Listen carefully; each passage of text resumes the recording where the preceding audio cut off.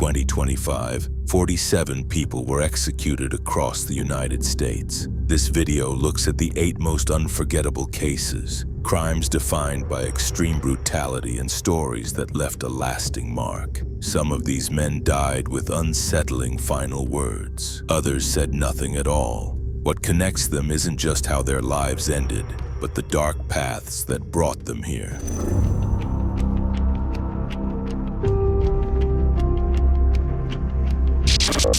This documentary contains factual descriptions that may be sensitive to some viewers. It is presented with care, respect, and the intention to inform. James Dennis Ford spent over 26 years on death row after committing a chilling crime. He was executed by lethal injection on February 13, 2025, at Florida State Prison, bringing an end to a wait that lasted more than 2 decades. He had been convicted in 1999 for the brutal murder of Gregory and Kimberly Malnery, a young married couple he lured under the false pretense of a fishing trip. What happened that day would forever mark the history of their community and of a little girl who survived. James Dennis Ford was born on July 23, 1960. His life from childhood was marked by abandonment, isolation, and alcoholism. His mother left the family when he was just 14 years old, disappearing from his life without explanation. His father, a chronic alcoholic, became his only emotional support. Ford dropped out of school at an early age and began working alongside his father as a cemetery caretaker. His tasks were harsh and silent, cleaning headstones, digging graves, and maintaining the grounds where others buried their dead. That routine continued until his father died at age 52, also due to alcohol abuse. The loss devastated Ford. He had already started drinking in his teens, but his father's death was the tipping point. He went from occasional drinking to consuming up to 24 cans of beer a day, as confirmed by friends and his first wife during the trial. His addiction became part of his identity. Despite everything, Ford had no serious criminal record and no history of violence. Family members and acquaintances described him as quiet, withdrawn, and non-confrontational. He seemed like a troubled man, but not a dangerous one. That image would be brutally shattered in April 1997. During his trial, the defense argued that Ford was not an evil man, but rather someone emotionally broken. They presented psychological reports indicating low IQ and signs of cognitive impairment. They claimed he suffered from developmental delays and was incapable of fully understanding the magnitude of his actions. The prosecution painted a very different picture, one of a man capable of planning, executing, and concealing a horrific crime with absolute coldness. On Sunday, April 6, 1997, Gregory Philip Malnery, 25, and his wife Kimberly Ann Malnery, 26, accepted an invitation from James Ford to spend the afternoon fishing at the South Florida Sod Farm in Charlotte County, Florida. Ford was Greg's co-worker and had presented the idea as a peaceful family outing. The couple brought their 22-month-old daughter Miranda in their pickup truck. The setting seemed ideal, a wide, isolated farm with open fields and ponds. What the family didn't know was that it was a trap. Upon arrival, Ford attacked Greg first. He shot him in the back of the head with a .22 caliber rifle. The shot wasn't immediately fatal. Bleeding and disoriented, Greg tried to flee on foot across the open field. Ford followed him step by step calmly. When he caught up, he struck him at least 7 times in the face and head with a blunt object. Finally, he turned him over and slit his throat from ear to ear, so deeply that it exposed the muscle. Kimberly, having witnessed the horror, tried to protect her daughter. Despite an old leg injury, she managed to reach the truck and strap Miranda into her car seat. But before she could escape, Ford caught her. He assaulted her with extreme violence, 9 blunt force blows to the head, one of which fractured her skull. She had defensive wounds on her arms, indicating she fought back until the end. Forensic analysis revealed Kimberly was alive when she was raped. Ford tore through the swimsuit she wore beneath her clothes, and traces of his semen were found on both her body and clothing. After the sexual assault, he executed her by placing the rifle barrel in her mouth and firing. All of this happened just feet from the truck where Miranda sat, strapped into her car seat. Ford didn't harm her physically. He simply walked away, leaving her trapped for over 18 hours in the Florida heat, with no food or water. She was eventually found dehydrated, covered in insect bites, and soaked in her mother's blood. On the afternoon of April 7, 1997, a sod farm worker came across the scene. The Malnori's truck was parked in the middle of an open field with its doors wide open in an eerie silence. Greg's body was found shortly after, and Kimberly's was located nearby. Miranda was still alive in the back seat. She was rushed to St. Joseph's Hospital in Port Charlotte in a state of dehydration and shock. The investigation quickly focused on James Ford. He had been the last person seen with the couple. During questioning, Ford's story was inconsistent. He claimed he had gone hunting alone and returned to find the couple gone, but his account shifted repeatedly. Witnesses had seen him that evening with blood on his face, hands, and clothing. He also had visible scratches on his body. On April 17th, Ford was arrested. The next day, he was formally charged with 2 counts of first-degree murder. On April 30th, a grand jury added charges of premeditated murder, felony murder, armed robbery, sexual battery, and child abuse. In May, the prosecution confirmed they would seek the death penalty. The evidence against him was overwhelming. Parts of Ford's rifle were found in a ditch near where his truck had broken down. His pocket knife contained Greg's DNA. Ford's DNA was found on and in Kimberly's body and on her clothing. The marks on her body matched the brutality described in the autopsy. His version of events crumbled under forensic scrutiny.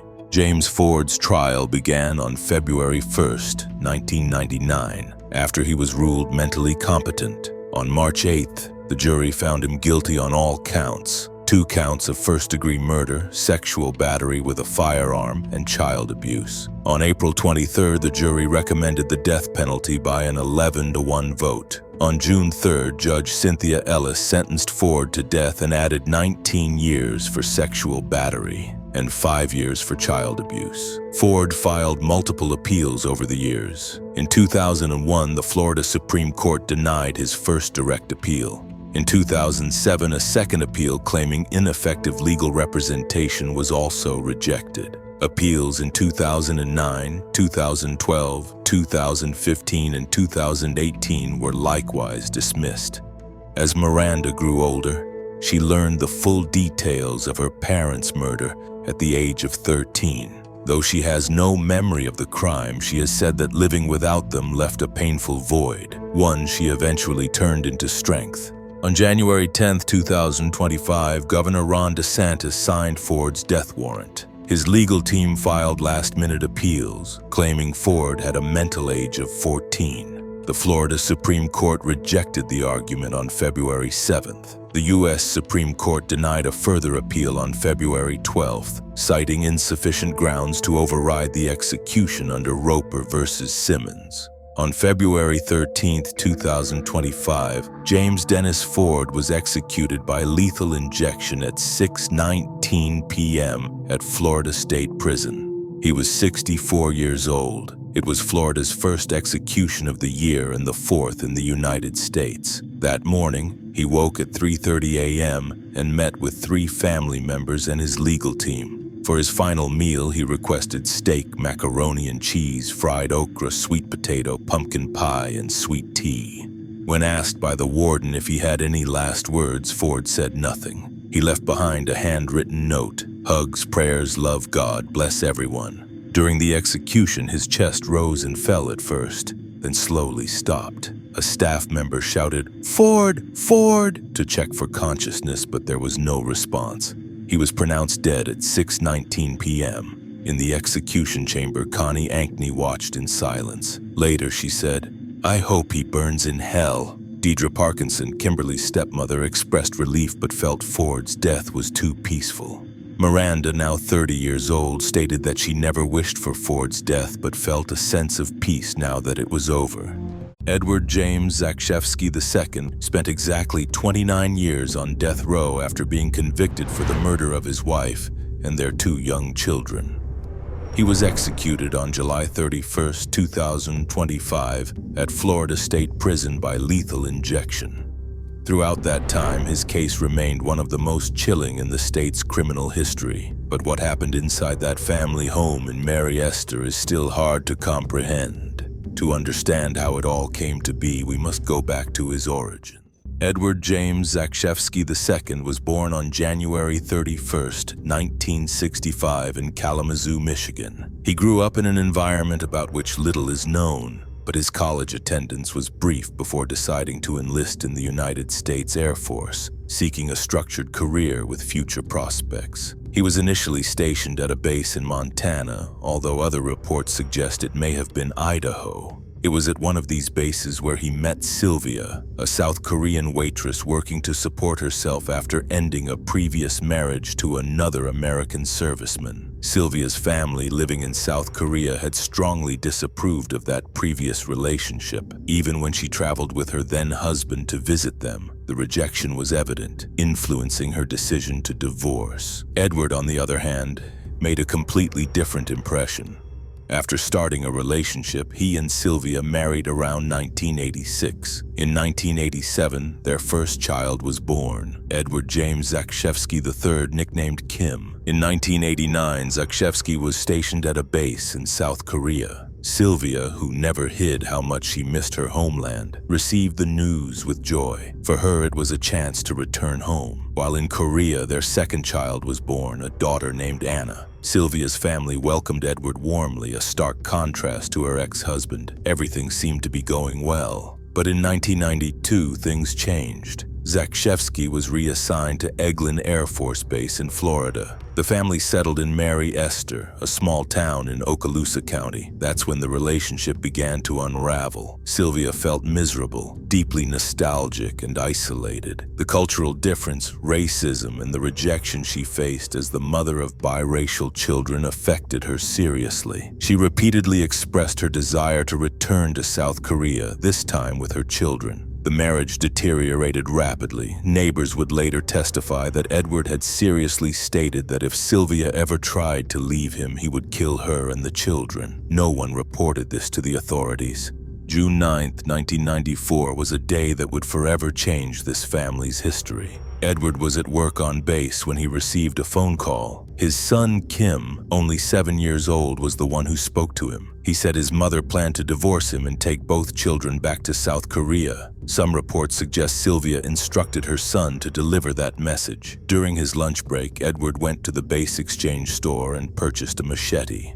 There didn't seem to be an immediate reason, but all signs point to a decision already being made. Later, he went to a bar and met with a veteran friend. During their conversation, Zakrzewski made a disturbing remark. He said he wondered what it would be like to kill someone. He returned home in the afternoon. Sylvia and the children weren't there yet. Edward hid the machete, a crowbar, and a rope in the bathroom. He meticulously prepared the space where he would commit the crime. When his wife and children returned, he waited in the bedroom with the crowbar. Sylvia didn't go in, so he went to look for her. He found her on the couch, eyes closed, resting. He attacked her from behind with the crowbar, hitting her so hard she lost consciousness. He dragged her to the bedroom and continued beating her. Then he strangled her with a rope. Not satisfied, he would later mutilate her body with the machete to ensure she was dead. He then went to the bathroom and called his son Kim, asking him to brush his teeth. The boy obeyed, unaware. While he brushed, Edward attacked him with the machete, striking his head, neck, and back. Kim died from the injuries. Edward placed his body in the bathtub. He then called Anna, 5 years old, under the same pretense. He repeated the same brutal act and placed her body in the tub on top of her brother's. Finally, he dragged Sylvia's body and laid it over the children. 3 blood-soaked bodies stacked in the same bathroom where just minutes earlier, the kids had brushed their teeth. After the murders, Zakrzewski showered, changed clothes, and went back to a bar where he drank until he was heavily intoxicated. He fell asleep in his car, parked just outside. A patrolling police unit found him. They woke him, confirmed his drunken state, and confiscated his car keys, instructing him to pick them up later when sober. Hours later, at dawn, he returned to the house. Without keys, he broke a window to enter. He changed into his military uniform, took Sylvia's car, and drove to the bar where his own car remained parked. Using a spare key, he retrieved his vehicle and went to a bank, withdrawing $5,000 in cash. He then flew from Orlando to Hawaii. In Hawaii, he adopted the name Michael Green. He met a pastor and his wife who ran a religious commune. He told them he was a man seeking redemption and peace. They allowed him to stay in a shack on their property in exchange for maintenance work. No one suspected a thing. On Monday, June 13, 1994, concerned about his unauthorized absence, military personnel from Eglin Base visited his home. The sheriff was also called. Upon arrival, they saw the broken window and entered. What they found left them stunned. In the bathroom, the lifeless bodies of Sylvia, Kim, and Anna stacked in the bathtub. That same day, the country was rocked by another headline. The bodies of Nicole Brown Simpson and Ronald Goldman had been found in Los Angeles. The O.J. Simpson case dominated media attention. Meanwhile, the triple murder in Florida went largely unnoticed. Zakshevsky became the subject of a nationwide manhunt.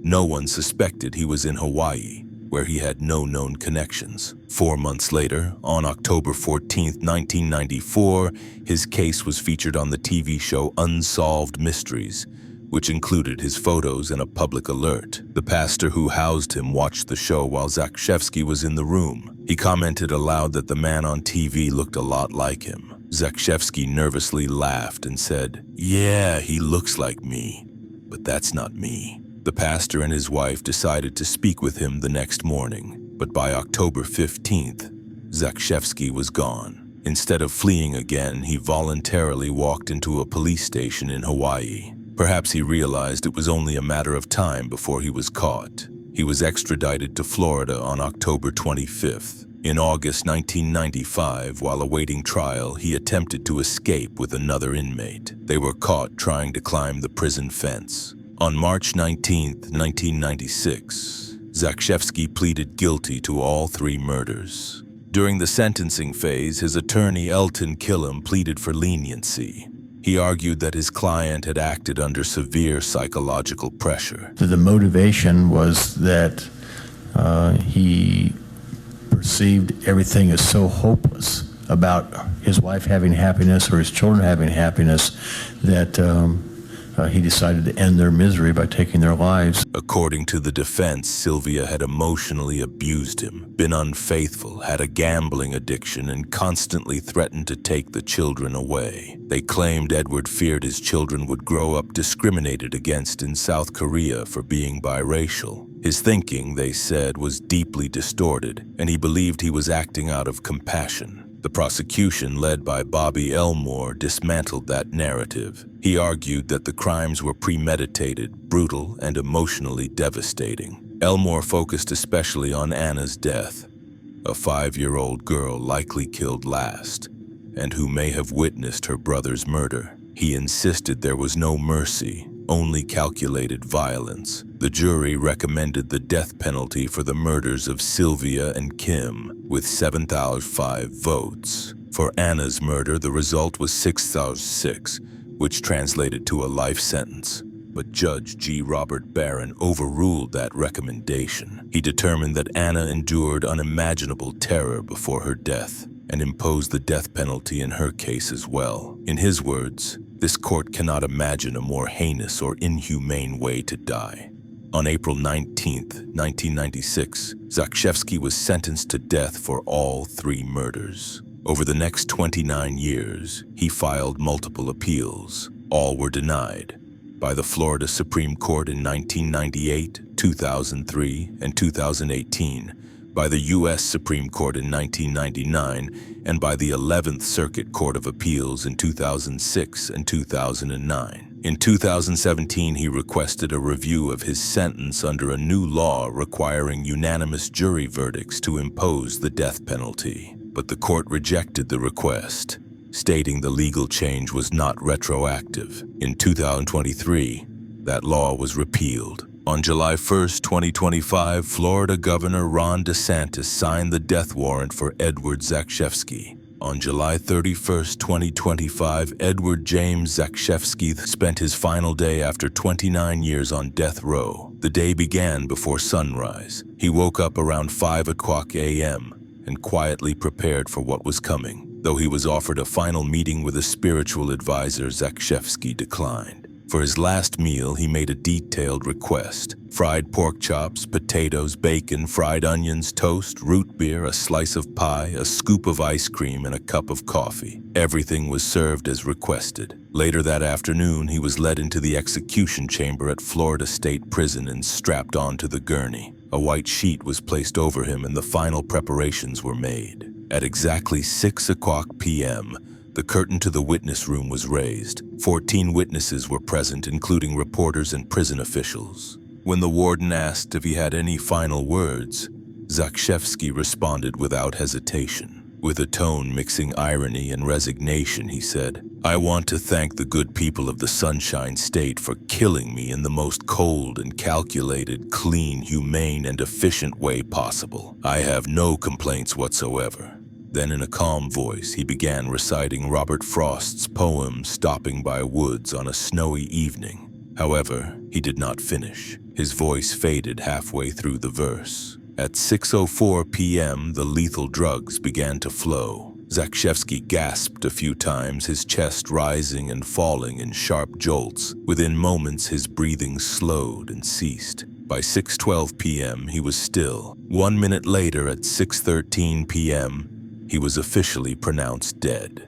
He was 60 years old. After nearly 3 decades of appeals, confinement, and silence, a dark and disturbing chapter in Florida's criminal history came to a close. On February 5th, 2025, after spending 12 years on death row, Stephen LaWayne Nelson was executed by lethal injection at the Huntsville unit in Texas. His death came just 13 days before his 38th birthday. He had been convicted of the brutal murder of a young pastor inside his own church, a case that left a deep scar on the community. Today we recall his story from his final moments to the crime that put him on death row. Stephen LaWayne Nelson was born on February 18, 1987, in the city of Ada, Oklahoma. His childhood was marked by abandonment, neglect, and domestic violence. He grew up in a deeply dysfunctional environment. His mother, far from offering basic care, would disappear for 3 to 4 days at a time, leaving the children completely alone without food or supervision. His father, meanwhile, was mostly absent, and when he was around, he inflicted physical and emotional abuse on both his wife and children. Stephen's sister had a hearing disability, which added more pressure on the siblings to survive in extreme conditions. By age 3, Stephen was already exhibiting highly disturbing behavior. One day, he dragged his mother's mattress into the living room and tried to set it on fire. That early action was one of the first signs of severe emotional dysregulation. By the age of 6, he was involved in petty thefts, break-ins, and aggressive conduct. Although Oklahoma's juvenile system took notice, institutional responses were insufficient or delayed. He was sent to a high-security juvenile facility at a very young age, a place that, far from rehabilitating him, reinforced his isolation and antisocial behavior. Later, the family moved to Texas in search of a fresh start, but the story repeated itself.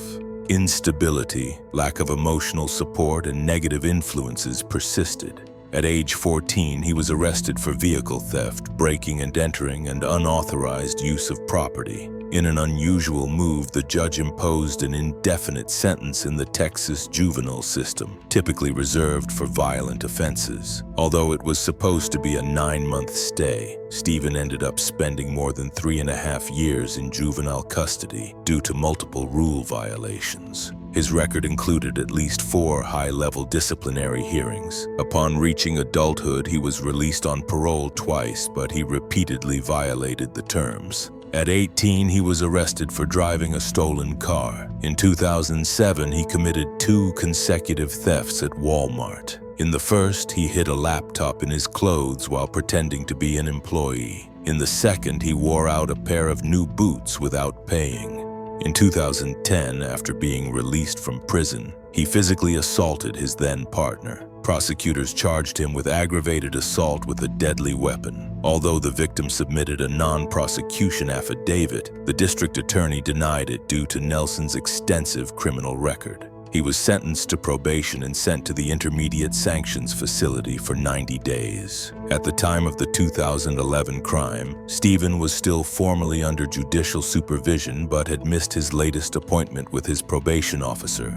On the morning of March 3, 2011, a Thursday, everything seemed calm at North Point Baptist Church in Arlington, Texas. Inside the building was Pastor Clint Dobson, 28, a charismatic young man deeply committed to his community. He was known for remembering everyone's name and genuinely asking how they were. Also present was 69-year-old Judy Elliott, the church secretary known for her loyalty, kindness, and perfect attendance record. At 9 a.m., Stephen Nelson entered the church. He wasn't there to pray, he was there to rob. What followed was a sudden wave of violence. According to the reconstruction of events, he attacked Pastor Clint first. It is believed he used a computer monitor stand as a weapon, striking Clint on the head. Clint tried to defend himself but was overpowered. Nelson strangled him with a computer cord and then suffocated him with a plastic bag. He then turned to Judy Elliott with extreme brutality. She suffered multiple fractures to her skull, face, arms, legs, and spine. Her face was so disfigured that her own husband didn't recognize her.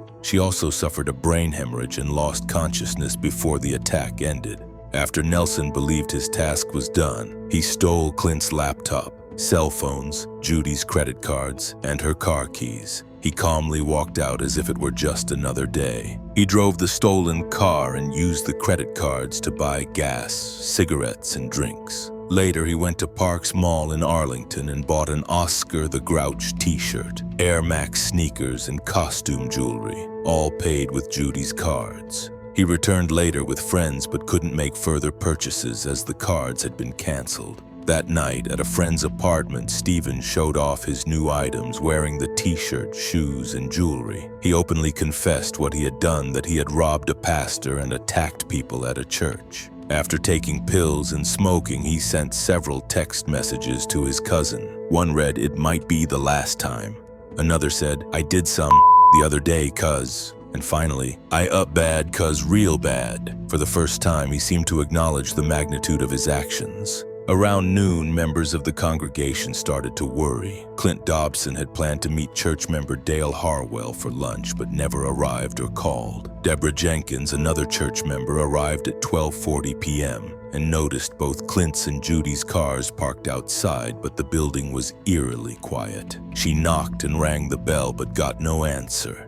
Feeling uneasy, she left, only to return 15 minutes later to find Judy's car gone. Clint's wife, Laura Dobson, had also been calling repeatedly without response. Distressed, she contacted Jake Turner, the church's music minister, who in turn contacted John Elliott. John went straight to the church and used his access code. Inside, he found chaos. Papers scattered, drawers open, furniture overturned. Then he saw a bloodied woman on the floor, so badly beaten he didn't recognize his wife. He called 911. Officer Jesse Parrish arrived and discovered Clint's body behind the desk, tied up with a collapsed plastic bag over his face. Judy was barely alive. She was rushed to the hospital where she suffered cardiac arrest but survived. She underwent reconstructive surgery and 5 months of intensive therapy. She recovered enough to identify Nelson as her attacker. Police already had clues. Nelson had missed his probation check-in that day. Security footage showed him using the credit cards, and his car contained the victim's belongings and blood-stained shoes. Fingerprints at the scene matched. He was arrested and charged with capital murder. Another young man, Anthony Springs, was also arrested, but later released due to lack of evidence. While awaiting trial in Tarrant County Jail, Nelson engaged in multiple violent incidents. On March 19, 2012, he murdered inmate Jonathan Holden, a man with a history of mental illness. Nelson lured Holden to the cell bars, fashioned a noose from a bedsheet, and strangled him to death. He later celebrated by playing a broom like a guitar. In 2014, Holden's family sued the county and received a $350,000 settlement. At trial, Nelson blamed Springs and Claude Jefferson, claiming he only robbed but did not kill. The jury was not convinced. Springs was 30 miles away at the time, and Jefferson's alibi and exam was refuted by a professor. On October 8, 2012, the jury found Nelson guilty. During sentencing, prosecutors presented his entire history: childhood crimes, prison violence, and the Holden murder. A psychiatrist diagnosed Nelson with ADHD and antisocial personality disorder. On October 16th, he was sentenced to death. In anger, he broke a courtroom sprinkler, flooding the room. He was transferred to the Polunsky unit, where he spent 12 years on death row. He filed numerous appeals. In 2015, the Texas Court of Criminal Appeals denied them. In 2017, federal judge John H. McBride rejected his petition. In 2020, the Fifth Circuit upheld that decision. In 2023, the same court dismissed his final attempt. On June 10, 2024, Judge Stephen Jooms signed the execution order. On February 3, 2025, in a final interview, Nelson maintained his innocence, insisting he only committed robbery. There's many innocent people here on death row or in prison that shouldn't be here. It's hard at times, because you're waiting to be put to death. So that kind of breaks a little part of you every day. Kind of breaks you every day. And sometimes I have to catch myself, for being overwhelmed and stressed out, and like force myself to eat, because it does that to you where you just don't want to do nothing. On February 5, 2025, he was transferred to the Huntsville unit. He was not granted a special last meal and ate the standard prison dinner. He was Texas's first execution of the year and, as of July, the youngest. At 6:26 p.m., the injection began. In his final words, he addressed his wife, whom he had married by mail 3 months earlier. "I will always love you no matter. Our love is uncontrollable. I'm at peace. I'm ready to be at home. Let's ride, Warden." He looked toward the witness room, whispered love, and his body tensed. He was pronounced dead at 6:50 p.m. The Dobson family issued a statement honoring his dedication to faith and community. Several churches, Catholic, Methodist, and Episcopal, opposed the execution. Nonetheless, most American Christians continued to support capital punishment, according to a 2021 poll. Judy Elliott's family, though they had forgiven Nelson, chose not to comment publicly. Her son, representing her memory, witnessed the execution. On January 31, 2025, after spending over 22 years on death row, Marion Bowman Jr. was executed by lethal injection at Broad River Correctional Institution in South Carolina. He had been sentenced to death in 2002 for the murder of Candy Louise Martin, a 21-year-old woman whose body was found burned in the trunk of her own car. Bowman, who always proclaimed his innocence, spent his final days writing poetry and under constant surveillance. But the events of a cold February night in 2001 marked the beginning of the end. Marion Bowman Jr. was born on June 6, 1980, in the town of Branchville, South Carolina. He grew up in an extremely dysfunctional family environment, with serious alcoholism issues on his mother's side. From a very young age, he was exposed to neglect, alcohol abuse, and a criminal environment. By the age of 10, he was regularly drinking alcohol, and by 14, he was actively involved in drug dealing, especially crack cocaine in his community. During the 1990s, he accumulated criminal records for offenses such as third-degree burglary and petty larceny. He was convicted and served a 2-year prison sentence, followed by 30 additional days in a boot camp-style correctional program before being released in the late 1990s. Despite being married, he maintained an on and off relationship with Candy Louise Martin, whom he had known since childhood. Known as Candy, their relationship included occasional sexual and drug-related encounters, as she was also a crack user and frequent buyer. His wife was pregnant at the time of his arrest, and 6 months later, their daughter was born. Bowman maintained strong ties with both during his years in prison. February 16, 2001 began as an ordinary day in Branchville until tensions between Marion and Candy escalated irreversibly. That afternoon, while riding with his sister Yolanda and cousin Katrina, Bowman saw Candy in her car talking to a man. He asked his sister to pull over and tried to get Candy's attention from the back seat. Candy told him to wait because she was in the middle of a conversation. That response enraged Bowman, who then loudly declared in front of witnesses, "That bitch is going to be dead before nightfall." That threat turned into reality. At 7:30 p.m., Candy picked up Bowman and his cousin James Gadsden. They were supposedly heading to a party, but during the drive, Bowman asked her to detour onto Nursery Road, a remote and wooded area. Once there, he told Candy to turn off the headlights. He got out of the car with James and walked a few steps. According to Gadsden, Bowman said he believed Candy was wearing a wire and stated his intention to kill her. When they returned toward the car, Candy stepped out and began walking down the road. Bowman followed closely behind her. Suddenly, he pulled out a gun and fired 3 shots. Candy, wounded, ran toward James for help, then stopped, turned back to Bowman and pleaded, "Please don't shoot me anymore. I have a baby to take care of." Showing no mercy, Bowman fired 2 more times, killing her instantly. He dragged her body into the woods and returned to the car as if nothing had happened.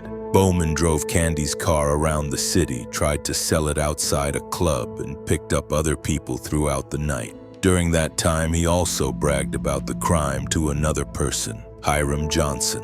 At 3 a.m., he went to Travis Felder's house. Together, they returned to Nursery Road. Bowman went into the woods, dragged Candy's body back to the car, and placed it in the trunk. He then doused the vehicle with flammable liquid, lit it on fire, and watched it burn. "You didn't think I'd do it, did you? I killed Candy Martin," he told Travis. At 3:30 a.m. on February 17th, a nearby resident was awakened by a loud noise. When he went to check the road, he found the car completely engulfed in flames. He called 911. Firefighters arrived within minutes. Once the fire was extinguished and the trunk was opened, they discovered a charred human body curled from the heat. The scene was both brutal and unsettling.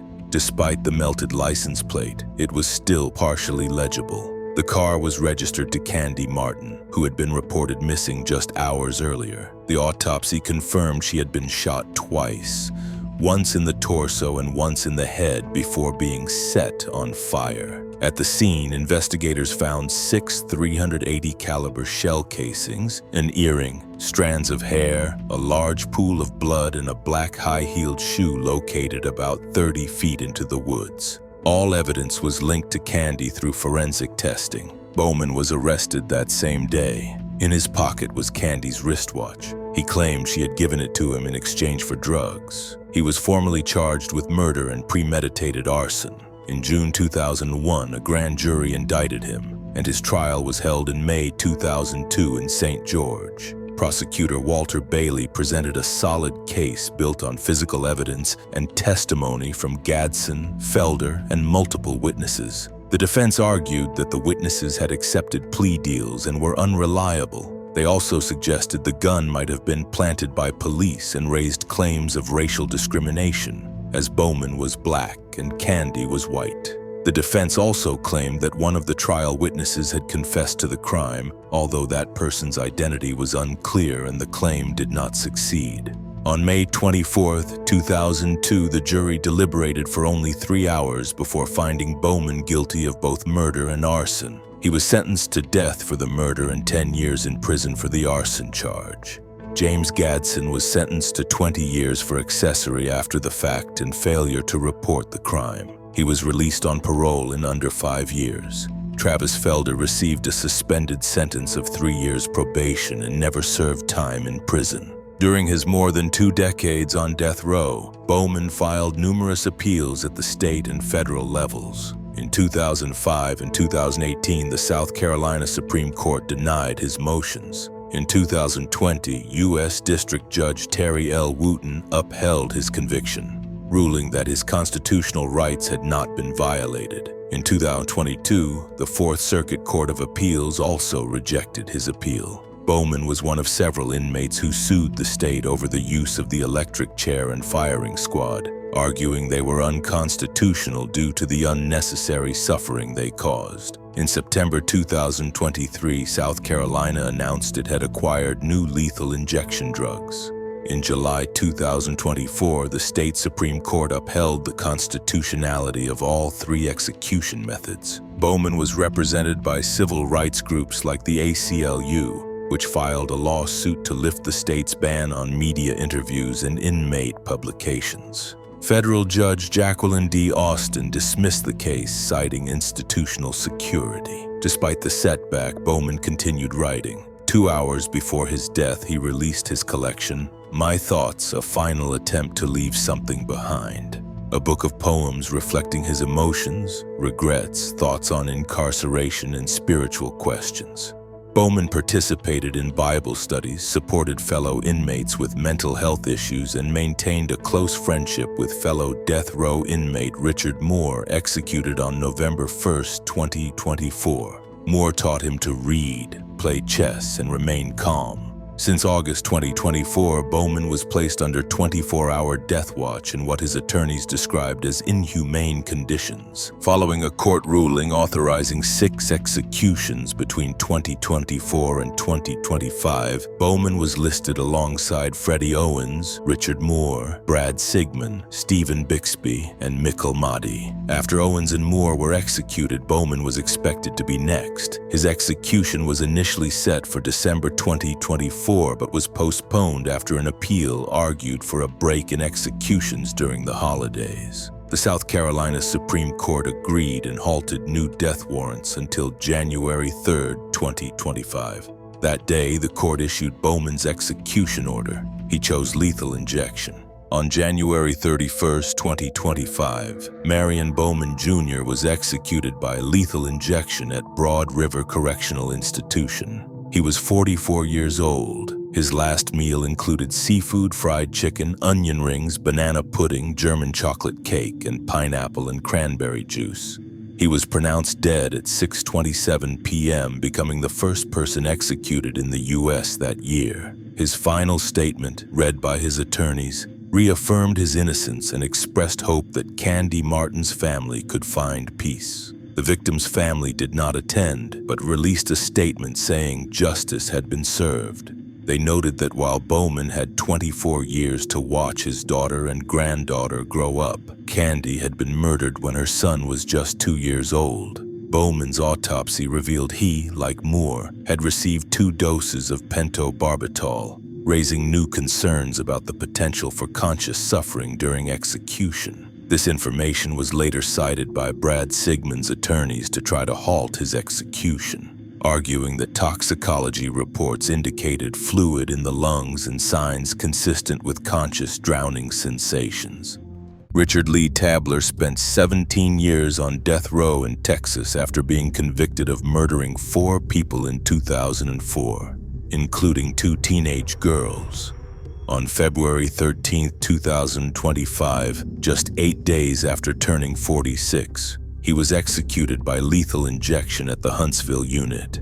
That night, he was not granted a special last meal, but what he said before dying surprised many. To understand how he got to that point, we must go back to his childhood and to a week before Thanksgiving Day. Richard Lee Tabler was born on February 5, 1979, in Tulare County, California, into a family marked by conflict and instability.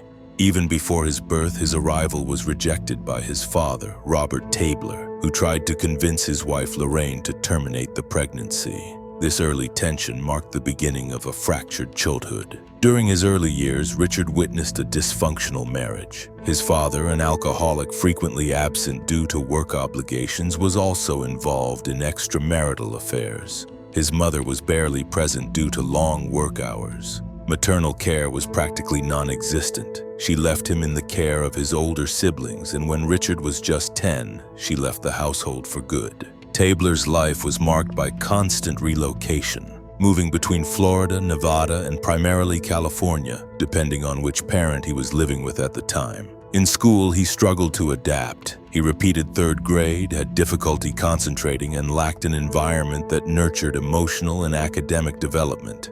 At age 12, he was diagnosed with ADHD, a condition that further complicated his ability to function. Though his mother and sister described him as having a good heart, they also noted his volatile temper. The lack of emotional structure and early abandonment deeply shaped his behavior. In adulthood, his troubles escalated. He was convicted of second-degree burglary, assaulted a police officer, escaped from custody while handcuffed, and issued serious threats to his parole officer, telling him he would take care of him and his family. On a personal level, he had a relationship with a woman who had a daughter from a previous relationship. That relationship also ended shortly before his arrest. First double murder, November 26, 2004. A conflict with Mohammed Amin Ramouni, Tabler's former boss at the nightclub Teasers, escalated rapidly in late 2004. Tabler claimed Ramouni had threatened his family, igniting a desire for revenge. By November 18th, just 1 week before the killings, he had already made up his mind.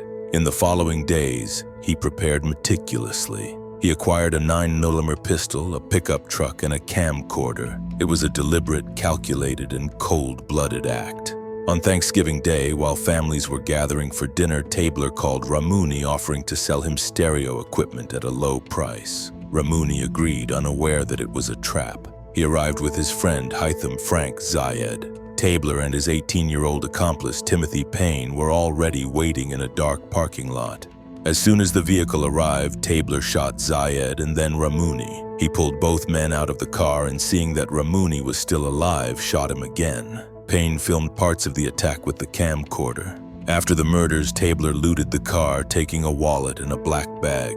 That same night, he called the sheriff's office to confess, but he made it clear he wasn't done yet. Second double murder, November 28, 2004. Tabler had a list of 11 people linked to Teasers nightclub that, according to him, had to die. Among the names were 2 teenage dancers, 16-year-old Amanda Benefield and 18-year-old Tiffany Lorraine Dotson. Tabler believed they had tipped off police about the first killings. On November 28th, he lured them in with the promise of drugs. He drove them to a remote lake. There he murdered them using the same weapon from the previous attack. Once again, he called the sheriff not to confess but to boast about the killings and threaten more violence if the club wasn't shut down. Amanda and Tiffany's bodies were discovered by an employee of the U.S. Army Corps of Engineers. Tiffany was identified quickly. Amanda, being a missing minor from Louisiana, took several more days to identify.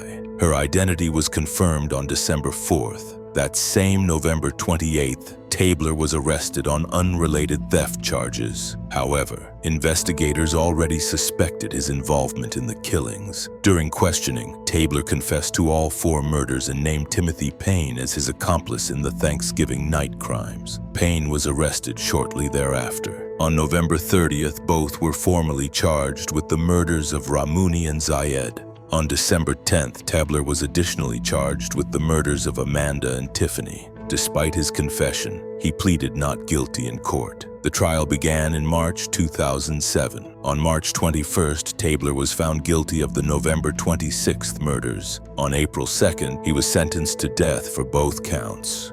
Oddly, though the charges for Amanda and Tiffany's murders remained open, he was never tried for them. As for Payne, he was tried in November 2007, found guilty and sentenced to life in prison without the possibility of parole until 2044. The prosecution chose not to seek the death penalty in his case. Tabler was transferred to the Polunsky unit, where he spent 17 years on death row. In October 2008, he attempted suicide and was temporarily moved to the Jester 4 unit. That same month, he became involved in one of the most notorious incidents of his incarceration, using a smuggled cell phone to threaten Texas State Senator John Whitmire, claiming to know personal details about his family. Investigations revealed that the device had been shared by 10 inmates. The discovery triggered a statewide prison lockdown. His mother, Lorraine, was arrested after it was determined she had brought the phone and purchased airtime. In 2009, Tabler received an additional 10-year sentence for the incident. Between 2008 and 2012, he also sent multiple threatening letters to Senator Whitmer. On one occasion, he convinced a Methodist prison chaplain to smuggle letters out of the facility. He even issued threats through a personal blog. Despite his past, Tabler claimed to have found faith in his later years. He spent his time drawing, writing books, and guiding other inmates in spiritual matters. According to witnesses, he also cared for fellow prisoners. One widely known story involved a small lizard named Little Blue that he found in his cell and raised with care. He taught it to climb on him, fed it cockroaches, and let it rest on his head. The name Little Blue wasn't random, it was also Tabler's own prison nickname, and naming the reptile after himself became a symbolic emotional bond. Amid his long incarceration, Tabler also formed a significant personal relationship. He married a woman he met through a prison pen pal program. What began as letter exchanges turned into a deep emotional connection. She publicly supported him in his final years, insisting that Richard was no longer the man who had committed those crimes. In her words, she had never met anyone with a heart as big even outside prison. In December 2024, a death warrant was signed. Tabler was one of 4 inmates scheduled for execution in Texas during the first quarter of 2025. In his final days, Tabler chose not to file any more appeals. However, his attorneys convinced him to submit a clemency petition to Governor Greg Abbott. The request highlighted his spiritual transformation, genuine remorse, and positive influence within the prison. They argued that if his sentence were commuted to life imprisonment, he could continue contributing to the rehabilitation of others. On February 13, 2025 at 6:38 p.m., Richard Lee Tabler was executed by lethal injection at the Huntsville unit. He was the 5th person executed in the United States that year. Coincidentally, on the same day, another death row inmate, James Dennis Ford, was executed in the state of Florida just 1 hour earlier. Although the 2 cases were unrelated, the timing attracted attention from media and activists alike. Tabler was not granted a special last meal and ate the same food as other inmates that day. In his final statement, he addressed the victims' families with the following words: "There is not a day that goes by that I don't regret my actions. I had no right to take your loved ones from you, and I ask and pray, hope and pray that one day you find it in your hearts to forgive me for those actions. No amount of my apologies will ever return them to you." He thanked his family, legal team, and the prison staff. He said he hoped to begin a new life in heaven. Addressing the warden, he said, "I am finished." As the lethal drugs began to flow through his veins, he softly whispered, "I'm sorry." He breathed rapidly a few more times, then his body went still. He was pronounced dead at 6:38 p.m. Byron Lewis Black spent more than 36 years on death row before being executed on August 5, 2025. His sentence was handed down for the murder of Lakeisha Clay, a 6-year-old girl committed in Nashville, Tennessee. The execution was carried out by lethal injection using pentobarbital at Riverbend Maximum Security Institution. What happened that morning in 1988 inside the apartment on Wade Avenue left a family forever changed. This is the story of the crime that led Byron Black to face capital punishment. There is no available information about Byron Lewis Black's childhood, adolescence, or family background. His personal profile before the crimes remains largely unknown. However, his violent history began to surface in late 1986. In December of that year, Black carried out an attack that foreshadowed the coming tragedy. He shot Benny Clay, Angela Clay's ex-husband, during an argument involving her. The attack was merciless. He shot at Clay's vehicle, then hit him in the right foot and left arm with one bullet lodging near his collarbone. Clay later testified that Black chased him while continuing to fire and that he survived only because Angela intervened and drove him to the hospital, where he remained hospitalized for 7 days. Black was convicted for this attack and sentenced to 2 years in prison, with the particular condition that he was allowed weekend work release furloughs. During this time, he was in a romantic relationship with Angela Clay.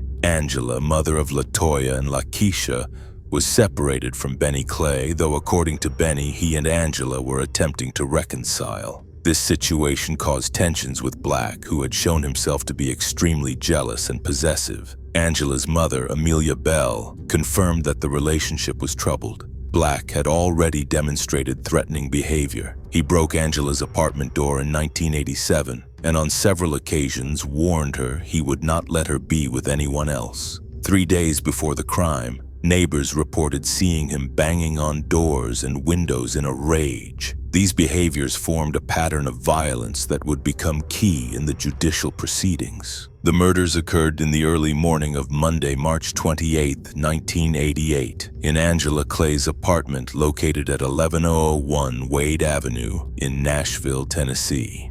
Angela was 29 years old. Her daughters, LaToya, 9, and Lakeisha, 6, lived with her. Lakeisha had just turned 6 20 days earlier. On Friday, March 25th, Byron Black was released on a weekend furlough. He was expected to return to prison Monday afternoon. During this time, he had direct contact with Angela and the children.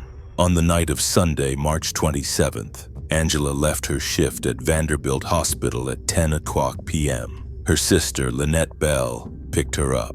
At the meeting point, they encountered Black. The girls had spent the day with Lynette but chose to return home with their mother and Black. They visited the home of Amelia Bell, Angela's mother. According to Amelia's testimony, Black left in his own vehicle while Angela and the girls departed in hers. A few minutes later, Angela returned to retrieve a forgotten iron. That was the last time Amelia saw her daughter alive. At 11:20 p.m., Angela made a phone call to Lynette, the last recorded contact with her. The next day, Angela did not show up for work or respond to her family's calls. Growing increasingly concerned, Amelia and Lynette went to her apartment. Angela's car was parked outside. The blinds were closed. No one responded to the knocking. At around 9:30 p.m., they called the police. Officers found no signs of forced entry. One officer climbed through a window and spotted a child's body lying in a pool of blood in the children's bedroom. The apartment was then secured and searched. In the master bedroom, officers found the bodies of Angela and LaToya. Angela lay in bed.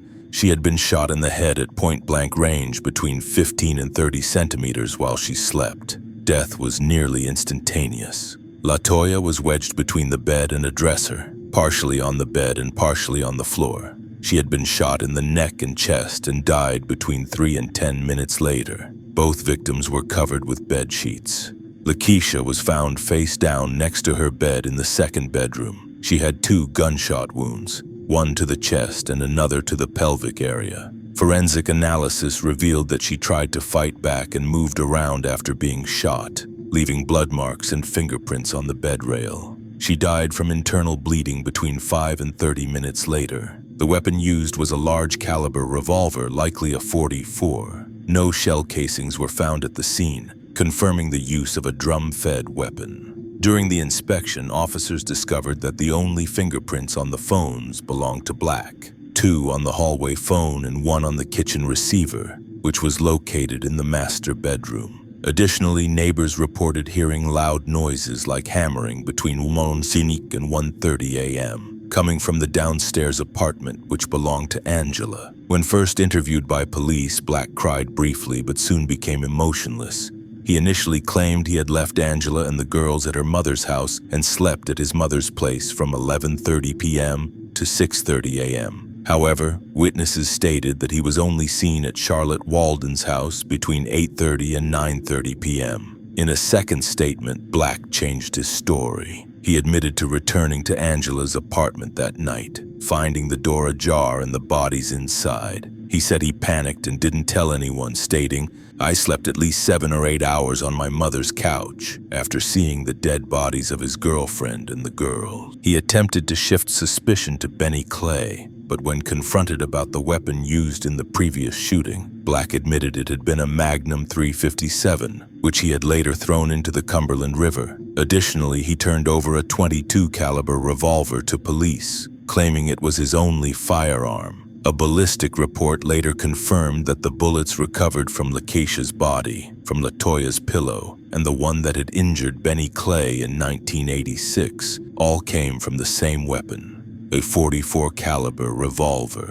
Black was arrested on April 21, 1988. In December, prosecutors announced their intention to seek the death penalty. The trial began on February 27, 1989. Black presented an alibi and character witnesses, including family members and others who spoke of his prior behavior, fatherhood, and religious conduct in prison. Nonetheless, on March 8, 1989, he was found guilty of all 3 murders. Prosecutor Eddie Barnard called the case the most atrocious triple murder a jury has ever seen. On March 10th, Judge Walter Kurtz sentenced Black to death for the murder of Lakeisha, following the jury's unanimous recommendation. For the murders of Angela and Latoya, the jury did not reach unanimity, resulting in 2 life sentences.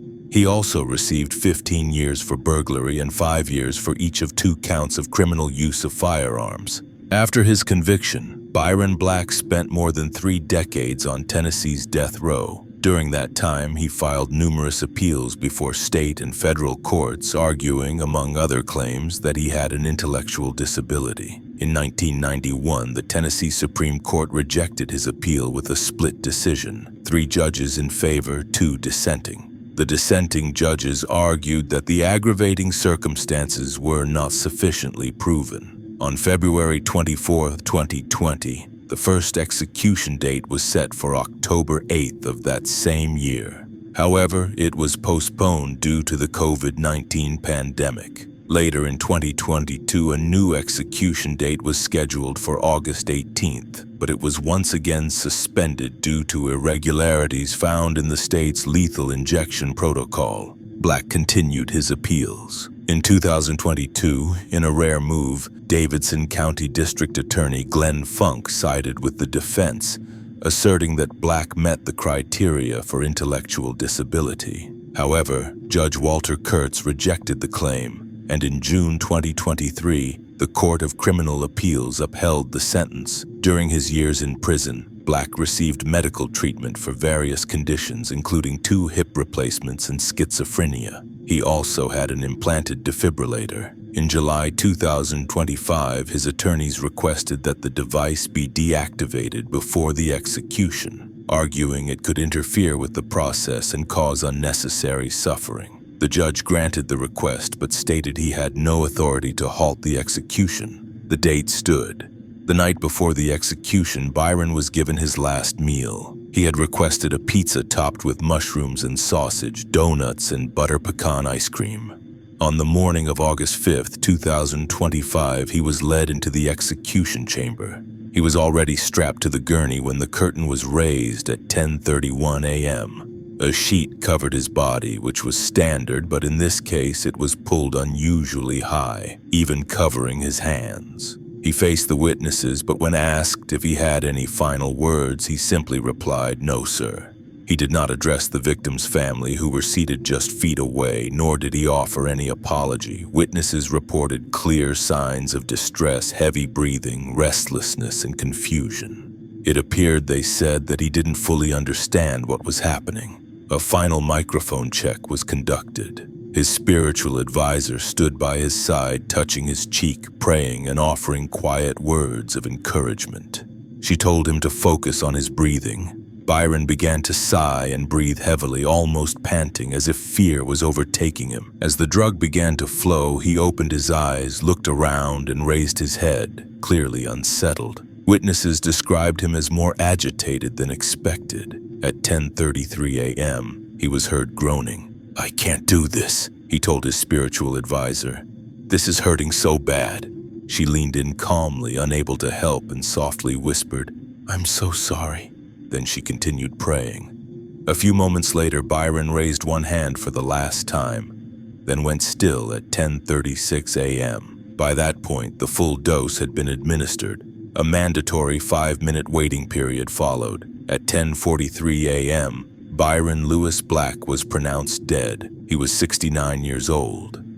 Michael Bernard Bell spent 3 decades on death row. On July 15, 2025, he was executed by lethal injection at Florida State Prison. He was 54 years old. He had been convicted for the murder of 2 people outside a bar in Jacksonville. in an attack that sparked horror and even 3 decades later still raised questions due to the controversial testimonies that led to his conviction. But to understand how it all began, we need to go back to the winter of 1993. Michael Bernard Bell, known simply as Mike to friends and family, was born in Florida in the 1970s. He grew up in an environment marked by family conflict, economic hardship, and a lack of stable, protective figures. Little is known about his childhood, but the pattern in his adult life reveals a clear truth. Mike was someone who learned to resolve tension through violence. As a teenager, he was frequently involved in trouble. He was known for having a short temper. He argued with neighbors, fought with other local youths, and struggled to maintain steady relationships. According to reports later reviewed in court, he had shown signs of extreme impulsivity and aggression from an early age. In September 1989, at just 19 years old, Mike committed his first known crime. That day, he was driving through Jacksonville with his girlfriend, Lise Coward, a young woman he had a turbulent relationship with, and her 2-year-old son, Travis. No one knows for sure what happened inside the vehicle, but Mike pulled over, got out, and shot them both. Later, he claimed Lise had been unfaithful. There was no trial for the murders at the time. The bodies were found, but with no evidence tying Mike to the crime, the case went unsolved until he confessed years later. The justice system overlooked the killings, but it marked the start of a deadly path. 4 years later, in August 1993, he killed again. This time, the victim was Michael Johnson, his mother's boyfriend. Johnson was known in the neighborhood, and not for good reasons. Many described him as violent, short-tempered, and physically abusive. On the day of the incident, he and Mike's mother had a serious argument. Mike didn't intervene immediately, but the anger lingered. Later that day, he tracked Johnson to his home and shot him on the porch. It wasn't a sudden outburst, it was calculated. Both crimes remained in the shadows. They weren't part of any official record when Mike was arrested for the double homicide in December 1993. It was during that trial that he revealed his earlier murders, confessing to what he had done years before. Even investigators were shocked. What had seemed like a one-time act of revenge now looked like a clear pattern of serial violence. Mike wasn't someone who lost control once. He was someone who, on at least 3 occasions, had chosen to kill to solve his personal conflicts. On the night of December 9th, 1993, the air in Jacksonville was cold, and the downtown streets were bustling with nightlife. Outside a popular liquor store that also operated as a bar and club, dozens of people waited in line, unaware of what was about to happen. Among them were 22-year-old Jimmy West, 18-year-old Tamika Smith, and another young woman whose identity was never publicly revealed. That same night, Michael Bell was also out, but not for fun or company. He was hunting for Theodore Wright, the man who had killed his brother Lamar 5 months earlier. The court had ruled that Wright acted in self-defense, but Mike never accepted the verdict. From that moment on, his life had only one mission: revenge. He said it repeatedly to friends and family. And that night, he thought he'd found his chance. He spotted a yellow Plymouth parked outside the club, the car he believed belonged to Wright. What he didn't know was that Wright had sold the car to his half-brother Jimmy West. That mistake would prove fatal. Mike went home, picked up 2 friends, masked himself, and took an AK-47 rifle loaded with 30 bullets and 160 more in reserve. He returned to the scene and waited in the dark. The car was still there. Sometime after midnight, Jimmy, Tamika, and the other woman came out of the club and got into the car. They weren't in a hurry. Mike stepped out of the shadows, walked toward the car, raised the rifle, and opened fire. It was a hail of bullets. Jimmy was struck 12 times and died instantly. Tamika was hit 4 times. Despite efforts to save her, she died en route to the hospital. The third woman, in shock, dove to the floor and survived without a single scratch. But Mike wasn't finished. He turned the rifle toward the club's entrance and fired again. Bullets hit the building, and some even struck a nearby house where 3 children were playing. Miraculously, none were hurt. After the shooting, Mike fled. Later that night, he arrived at his aunt's house. Concerned by his demeanor, she asked what was wrong. He replied, "Theodore got my brother, and now I got his." The crime left the community stunned. No one understood what had happened. No one imagined that the tragedy had resulted from a fatal mistake and an obsession that had silently grown over months. Despite the number of shots fired, the presence of witnesses, and the chaos of that night, police didn't arrest Mike immediately. The investigation stalled for months. It wasn't until unexpected testimonies emerged that the case gained traction. A year after the shooting, 2 inmates serving unrelated sentences contacted the authorities. Henry Edwards claimed he had been standing on a nearby corner the night of the crime. He said he saw Mike put on a mask, approach the yellow car, and open fire. His statement was detailed. He described the weapon and the exact moment of the attack. The second witness, Charles Jones, testified that Mike had confessed the crime to him days later and even tried to sell him the weapon. While some questioned their motivations since both were already incarcerated, court records indicate that neither man received any sentence reductions or special treatment. They testified under oath. The final piece came from Mike's girlfriend, Erica Williams. She stated that at Mike's request, she had purchased the AK-47 just 1 day before the attack. Her testimony was damning. It confirmed premeditation. The jury was no longer in doubt. Mike was arrested and formally charged with 2 counts of first-degree murder. During the trial, held in March 1995, he pleaded not guilty. He claimed self-defense, saying he believed Jimmy West was about to pull a gun. He tried to mirror the argument that had spared Wright months earlier, but this time it didn't work. A club security guard took the stand, describing the chaos, the screams, the bullets, the bodies, terrified people crawling on the ground, and the children yelling in the neighboring house. The prosecution also presented prior convictions. Mike had been found guilty of armed robbery in 1990. Mike's mother testified in his defense. She spoke of his efforts to maintain a job, his conflicts with Jimmy and Theodore, and said her son had been threatened. But her testimony wasn't enough to alter the jury's perception. With 3 aggravating factors and only 1 weak mitigating circumstance, the jury sentenced Mike to death for both murders. For the next 30 years, Mike lived in a cell on Florida's death row. Day after day, he faced the same routines: isolation, silence, repetition. Meanwhile, his defense attorneys fought tirelessly to overturn the sentence. They argued that the trial had been tainted by racial bias. The prosecutor had referred to Mike as someone who lived by the law of the jungle, a phrase loaded with dehumanizing and racially charged connotations. Worse yet, his own attorney repeated that phrase in front of a mostly white jury. They also pointed to inconsistencies in witness testimonies. They alleged procedural errors, overlooked doubts, and insisted that the jury failed to consider Mike's young age at the time of the crime or his mental state. But none of the appeals succeeded. Year after year, hope faded. In June 2025, Florida Governor Ron DeSantis signed his death warrant. His spokesperson, Brian Griffin, announced it publicly. Florida was moving faster than ever on executions, and Mike Bell would be the state's 8th execution that year. John Bloom, director of the Death Penalty Project at Cornell University, explained that many of those executed in 2025 had been waiting for decades. He added that state authorities had adopted a much more aggressive approach. There were no more prolonged delays, no more hesitation. The date was set, July 15, 2025, but just days before the execution, 2 revelations emerged that could have changed the outcome if only they had come sooner. Henry Edwards, the star witness at trial, signed a sworn statement admitting he had lied. He said he didn't see the shooting. He was inside a store when the gunshots rang out. Detective William Bellina, he claimed, had shown him a photo of Mike and told him exactly what to say. According to Henry, the message was clear: do what you're told or face consequences.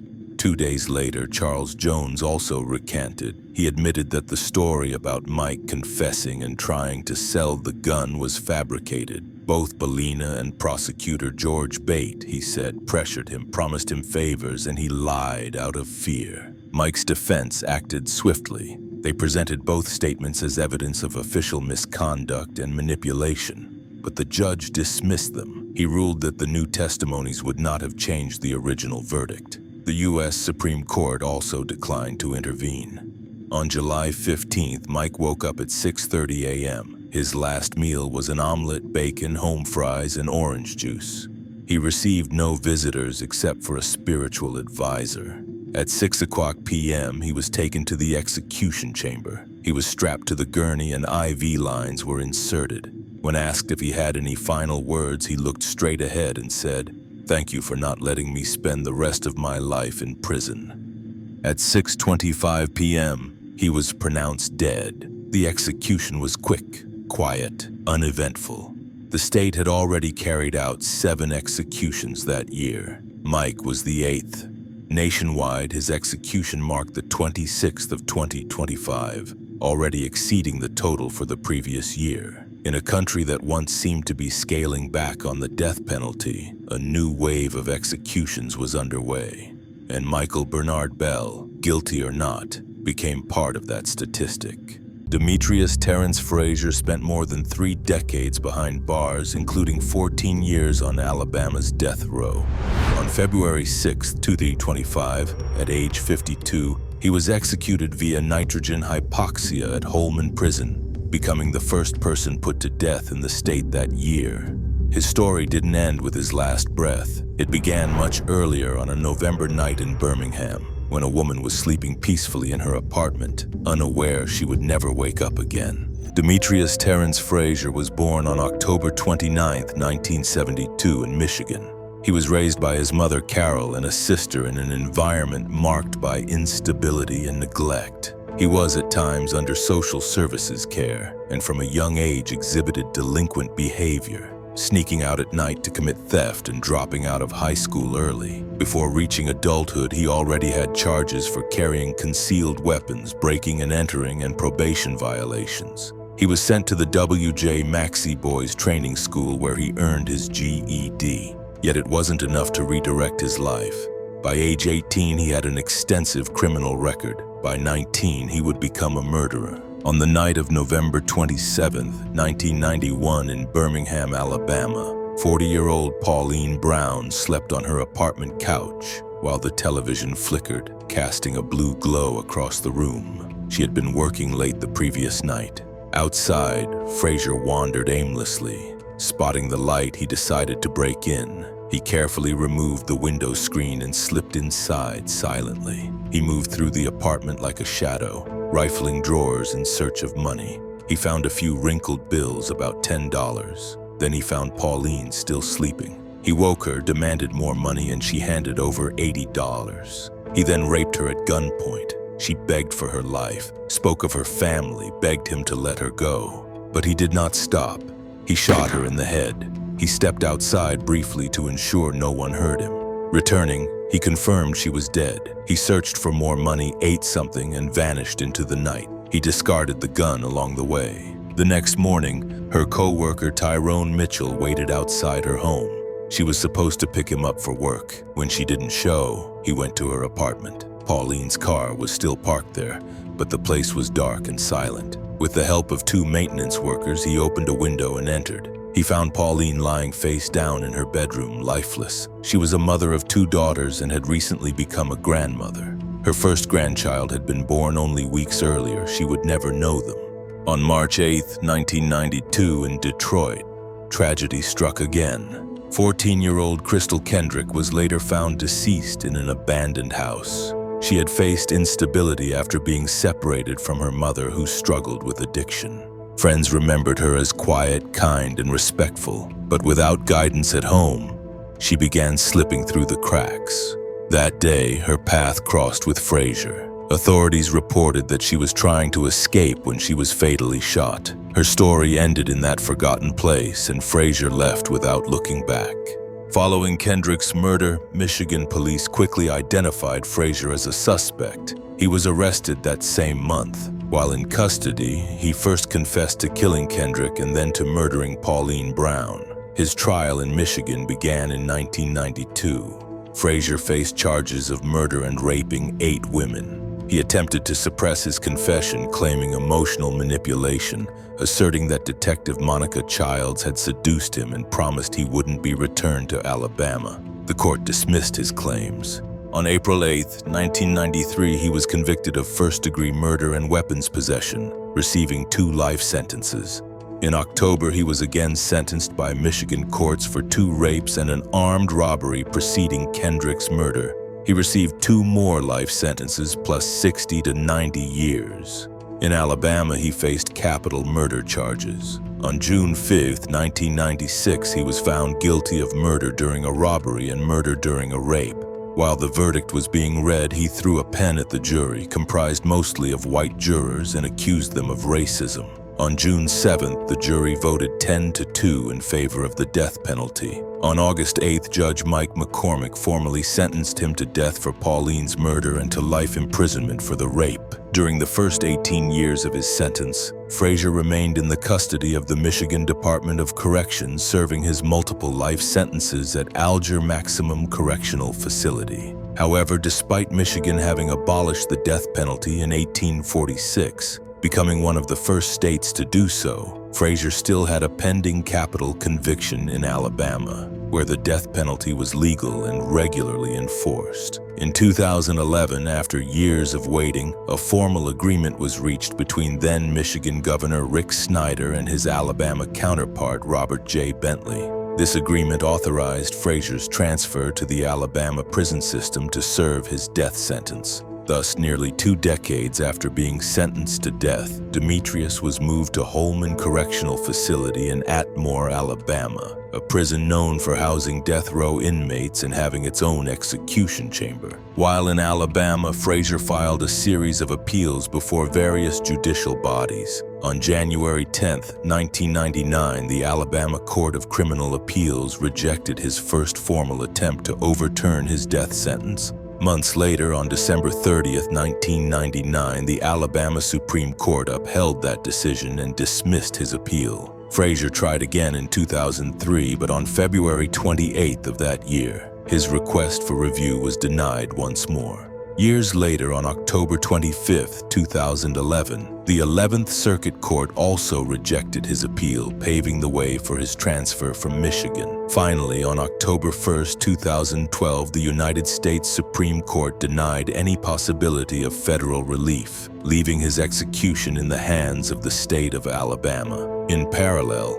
Frazier became involved in several legal actions against the execution methods used in Alabama, particularly the use of midazolam in lethal injections. In 2015, he was one of 5 inmates who sued the state, arguing that administering high doses of this sedative was unconstitutional. They claimed it did not ensure immediate unconsciousness and could cause unnecessary pain and suffering. He also requested to be executed by alternative methods, such as firing squad or hanging, options that were rejected by the federal judiciary. Amid growing controversy, in 2018, the state of Alabama approved the use of nitrogen hypoxia as an alternative method of execution. Frazier was one of the inmates who opted for this method, which involves depriving the body of oxygen through the inhalation of pure nitrogen gas. In his final hours, Frazier received visits from his mother and sister, who stayed with him until the end. His last meal was from Taco Bell, a 5-layer burrito, a chicken supreme chalupa, crunchy beef tacos, nachos with dip, and a Mountain Dew. At 6 p.m., he was escorted to the execution chamber. As the nitrogen gas began to flow, witnesses observed shallow breathing followed by intermittent spasms. At 6:21 p.m., his body stopped moving. 13 minutes after the procedure began, medical personnel confirmed that his heart had stopped. He was officially declared dead at 6:36 p.m. In his final statement, Frazier apologized to Pauline Brown's family and to the African American community. He then publicly criticized Governor Whitmer for not intervening in his case and urged the media to contact a former Michigan detective, claiming that his confession in the Crystal Kendrick case had been false. His final words were, "Detroit, I love everyone on death row, let's go." Following the execution, Governor Kay Ivey stated that Alabama had acted within the law and reaffirmed that rapists and murderers had no place in society. "Justice has been served," she said. Attorney General Steve Marshall called Frazier a monster who left behind a trail of violence and asserted that his punishment was fair and proportional. Frazier's defense, in turn, condemned both states. They accused Michigan of failing to protect one of its citizens and criticized Alabama for denying clemency and executing a man who, in their view, no longer posed a threat. To them, justice had been confused with vengeance. This case is filed, but your comment could reveal new evidence, and with a like and a subscription, you'll help uncover new cases. For now, this story is filed. Choose the next case file and continue the investigation.